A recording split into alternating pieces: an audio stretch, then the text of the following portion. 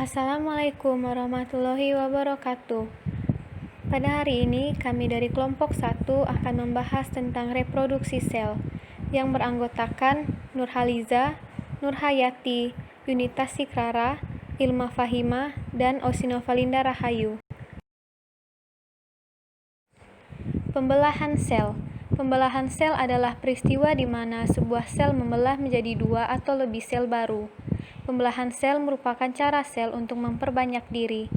Tujuan dari pembelahan sel, yang pertama adalah untuk reproduksi, yang kedua untuk pertumbuhan dan perkembangan, dan yang ketiga untuk perbaikan dan regenerasi. Pembelahan sel terbagi atas 2, pembelahan langsung dan juga pembelahan tidak langsung.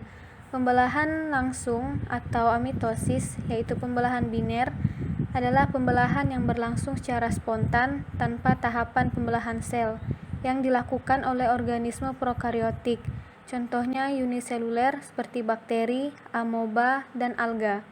Untuk pembelahan secara tidak langsung ada 2, mitosis dan juga meiosis. Pada mitosis terjadi 1 kali pembelahan pada sel somatik, di mana kromosom sel anak sama dengan sel induk. Sedangkan pada meiosis terjadi 2 kali pembelahan pada gonad, di mana testis menghasilkan spermatozoa dan ovarium menghasilkan ovum. Untuk proses ini dilakukan oleh organisme eukariotik, contoh multiseluler seperti manusia dan juga hewan. Siklus sel. Siklus sel terbagi atas 2 fase berdasarkan aktivitas sel yang tampak di bawah mikroskop cahaya, yaitu fase M dan fase interfase. Pada fase interfase terbagi atas 3 fase, yaitu fase G1 atau fase pertumbuhan yang merupakan fase paling aktif dan berlangsung selama 10 jam. Pada fase ini, sel menggandakan pertumbuhan dan perkembangan, dan pada fase ini sel bertambah ukuran dan volumenya. Pada fase S atau sintesis merupakan fase sintesis DNA atau duplikasi kromosom dengan waktu sekitar 8 jam. Dan pada fase G2 merupakan fase yang di dalamnya terjadi proses sintesis protein. Pada fase ini sel siap untuk mengadakan pembelahan dan berlangsung sekitar 4 jam.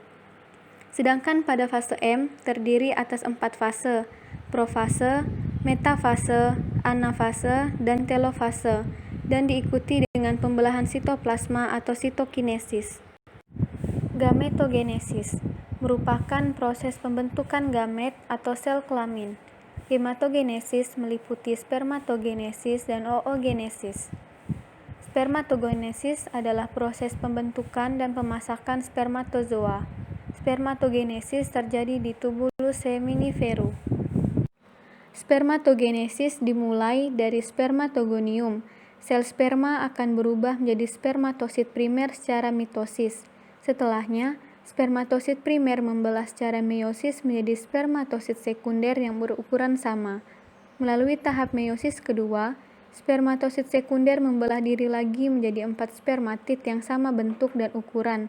Spermatid merupakan tahap akhir sebelum akhirnya berubah menjadi sel sperma yang matang atau disebut spermatozoa. Skema reproduksi sel. Reproduksi sel terbagi atas 3. Yang pertama, amitosis, di mana terjadi pembelahan sel secara langsung. Yang kedua, mitosis, di mana hanya terjadi 1 kali pembelahan dan terdiri dari 4 tahapan. Yang pertama, profase, yang kedua, metafase, yang ketiga, anafase, dan yang keempat, telofase. Dan yang ketiga ada meiosis. Pada meiosis terjadi 2 kali pembelahan. Pembelahan pertama terdiri atas 4 tahap, yaitu profase 1, metafase 1, anafase 1, dan telofase 1, di mana pada tahap profase 1 dibagi atas beberapa tahapan, yaitu proleptoten, leptoten, zigoten, pakiten, diploten, dan diakinesis. Pada pembelahan kedua terbagi atas 4 fase, yaitu profase 2, metafase 2, anafase 2, dan telofase 2. Pembelahan sel amitosis pada sel prokariotik. Yang pertama, terjadi replikasi DNA dan elongasi. Yang kedua, dinding sel dan membran plasma mulai membelah. Yang ketiga, septum terbentuk dan DNA terpisah. Dan yang keempat, sel terpisah menjadi dua. Pembelahan amitosis terjadi selama kurang lebih 20 menit. Mitosis. Proses mitosis diawali dengan fase profase, metafase, anafase, dan telofase. Profase merupakan tahap awal dari pembelahan sel, di mana kromatin memendek dan menebal membentuk kromosom. Kemudian kromosom mengganda membentuk 4 kromatid, di mana juga membran nukleus dan nukleolus yaitu anak inti mulai menghilang, sentriol memisah diri menuju kutub yang berlawanan, benang spindle yang keluar dari masing-masing sentriol pada kutub berbeda mengatur diri memegang masing-masing kromatid yang tidak teratur, dan segera mendorong kromatid yang terbengkalai menjadi sangat teratur menuju ke bidang ekuator. Pada fase metafase, ditandai dengan kromatid mengatur diri pada bidang ekuator. Setiap sentromer memiliki 2 kinetokor yang masing-masing dikaitkan oleh benang spindle, dan kromosom yang berhadapan sudah membawa sandi genetik yang sama dengan visinya membentuk 2 sel yang sama. Pada fase anafase, ditandai dengan kedua kromatid berpisah menuju kutub yang berlawanan, keadaan sel jadi memanjang, membran sel melekuk, dan pada fase ini, kromosom terjadi pemisahan atau pengurangan dari tetrad kromosom ketika berhadapan. Pada fase metafase terpisah menjadi masing-masing 2N atau diploid. Kemudian pada fase telofase ditandai dengan kromosom atau kromatid telah sampai di kutub-kutub yang berlawanan, lalu terbentuk sekat pemisah sehingga terlihat terbentuk 2 sel dengan masing-masing 1 inti. Membran nukleolus terbentuk membungkus kromosom dan nukleolus mulai nampak. Kromosom menipis dan memanjang menjadi kromatin dan akhirnya tak terlihat lagi. Setelah itu terjadi sitokinesis di mana membran plasma melekuk yang didahului oleh karyokinesis di mana inti menjadi 2 dan akhirnya terlihat sel membelah menjadi 2.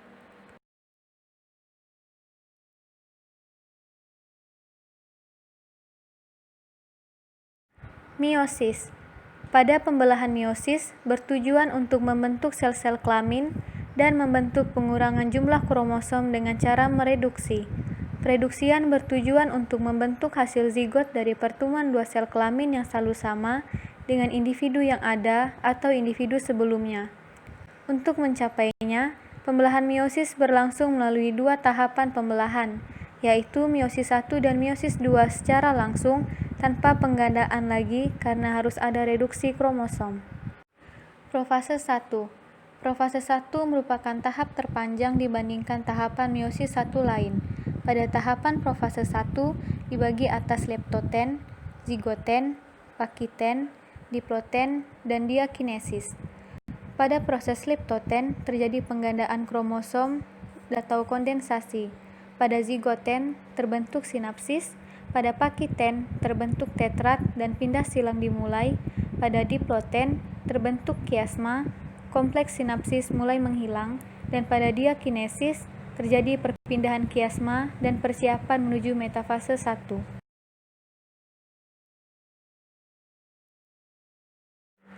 Pada meiosis 2 terjadi beberapa fase seperti pada fase mitosis. Perbandingan mitosis dan meiosis. Pada proses mitosis, yang pertama, kromosom homolog tidak bersinapsis.